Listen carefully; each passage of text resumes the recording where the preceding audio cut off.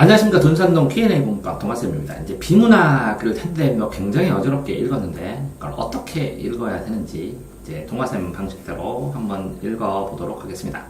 자, 저명한 필요 없죠. 저명한 유명한 프랑스의 현대 조각가 로댕. 당연히 아니까 지금 조각가 로댕이잖아요. 로댕. 생각하는 사람도 알잖아요. 오댕에 생각하는 사람, 그죠? 네.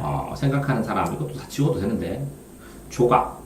생각하는 사람은 조각이 시각적인 예술이라는 통념을 거스른다. 그러면 통념을 거스른다. 이렇게 표현하면 되네요. 그렇죠.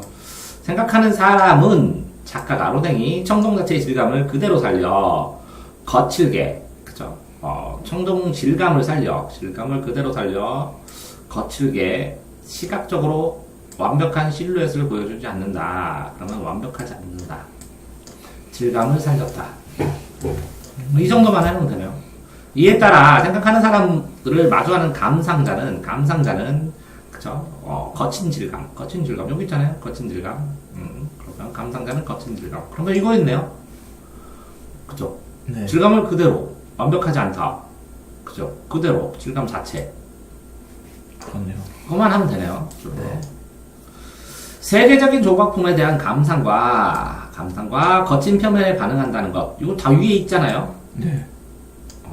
오직 눈을 위한 예술이 아닌, 그죠? 그러니까 눈이 아니라 뭐라고요? 이 눈이라는 것은 뭐죠? 완벽한 것이죠. 네네. 근데 몸이라는 것은 뭐라고요? 질감 자체죠. 네. 그럼 이렇게 몸은 셈으로 치고 완벽한 이렇게 고전적인 것은 이렇게 동그라미로 치자 이렇게 하면 되겠네요. 그렇죠. 이렇게 해서 바뀌었음을 보여준다. 표면이 질감에 반응하는 촉각적 경험. 이건 뭐였죠? 몸이죠. 네.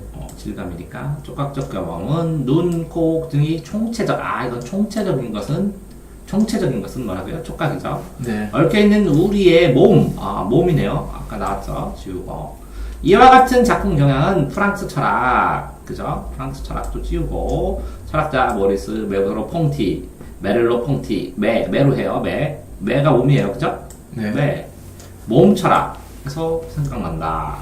됐죠? 그거 다 지우면 되네요. 자, 총체적인 게 몸이죠. 네. 그게 메를로 퐁티죠. 그 연결한 끝이네. 메를로 퐁티는 모든 경험은 인간의 몸에서 비롯된다고 주장한다. 그죠?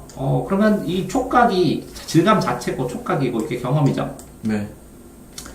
자, 그는 몸에 대한 시각 광경을 살아있게 유지하고, 시각도 살아있고, 그죠? 시각을 부정한 건 아니네요. 네. 그죠? 시각도 살아있고, 생명을 불어넣으며 다 추측해, 이렇게 다 없어도 돼요. 생명을 불어넣으며, 내적으로 풍부하게 하고, 더불어 하나의 체계를 형성하는 것이다. 다 지우는데요. 네. 그러면 몸에 이게 주체만 하면 되네요. 주체의 지위를 부여하는 것이다. 존재를 의심하거나 부정하지 않으며 그런 세계의 존재를 이것도 그냥 이렇게 의심하거나 부정하지 않으며 세계의 의미는 그 속에 뿌리를 사는 주체인 몸에 의해서만 길러낼 수 있다. 그죠? 그러면 길러낸다. 세계의 의미 길러낸다. 이거 중요하니까. 네. 길러낼 수 있다고 본다. 그가 말하는 몸은 그저 물리적 과학적 덩어리에 불과한 것이 아니다. 이게 아니다. 그죠? 이렇게 여기서부터 물리, 화학, 생물 덩어리에 불과한 것은 아니다. 이렇게 체크해 놓으면 되죠. 별거 없네요. 그러면 여기에 이 눈, 완벽한 실루엣 눈, 그죠? 네. 그게 이제 시각적 이렇게 되어 있었는데 이게 통념 이렇게 되어 있었는데 이 통념을 거스리고 이 몸으로 다 연결됐다는 거죠. 이렇게. 그렇죠. 네. 자, 뽕티는 몸에 관한 현상이래요. 현상, 뽕티 거. 좀 쉬워. 현상은 객관과 주관의 합작품이다. 그러면 합작품이다. 객관과 주관의 합작품이다. 알 수 있고. 가령 예시네요. 네. 가령 예시 이렇게 역삼각형하고 쨍그랑 했어. 쨍그랑 그래 소리.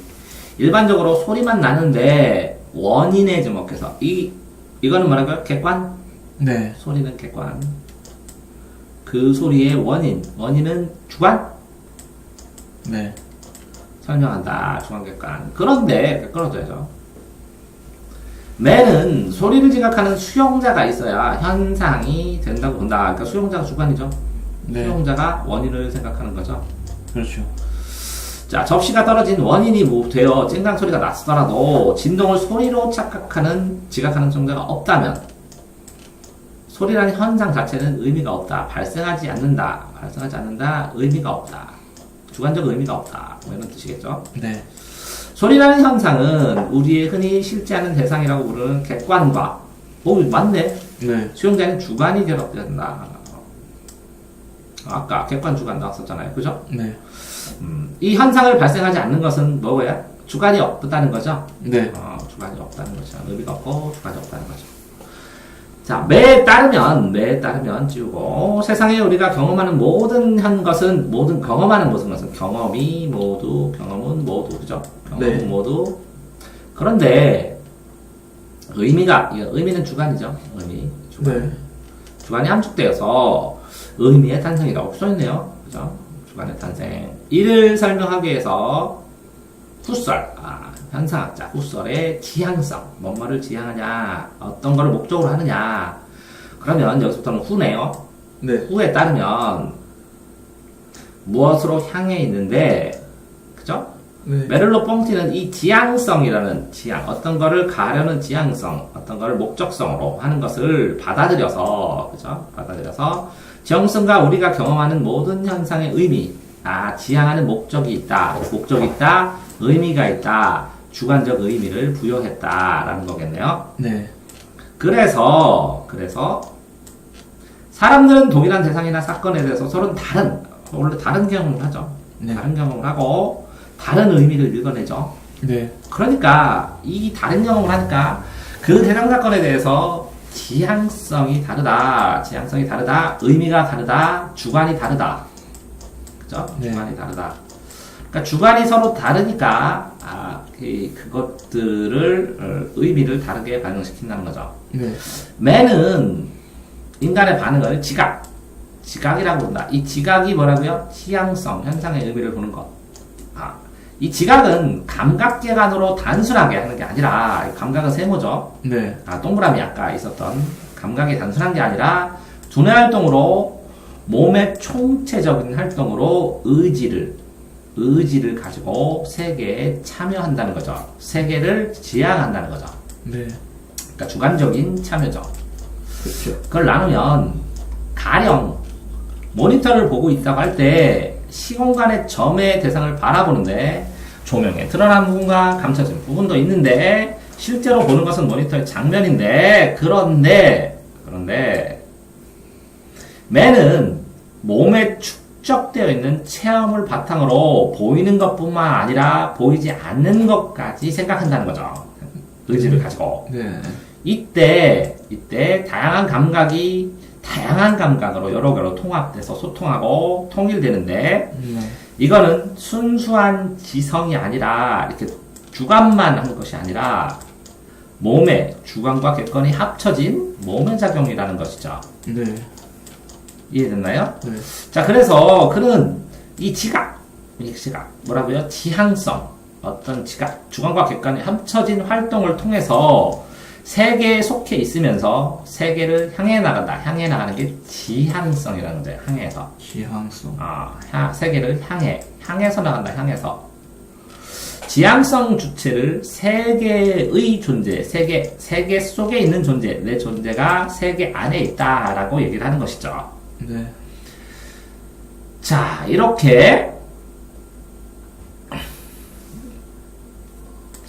놓고 라고 부른다는 것이죠. 그러면 여기에서 우리는 예술 작품을 그죠? 몸의 경험 같은 특정한 지각활동, 주관과 객관을 통합하는 내 존재가 세계를 인식하는 활동을 통해서 자각할 수 있는 것이죠. 네.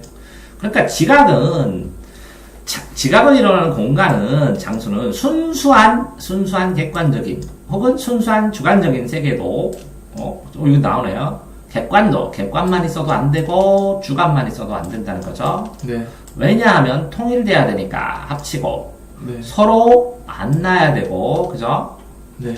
관계를 맺어야 되고, 그거를 통해서 지각이 일어나야 되고, 지각은 지향성이 있어야 되니까, 그죠? 네. 어떤 현상이 일어나는 공간이니까 현상의 장이라고 그러죠. 현상. 그래서 이제 후설도 현상학자라고 그러죠. 현상적에서는 세계는 지각하는 주체, 나, 그죠? 네. 그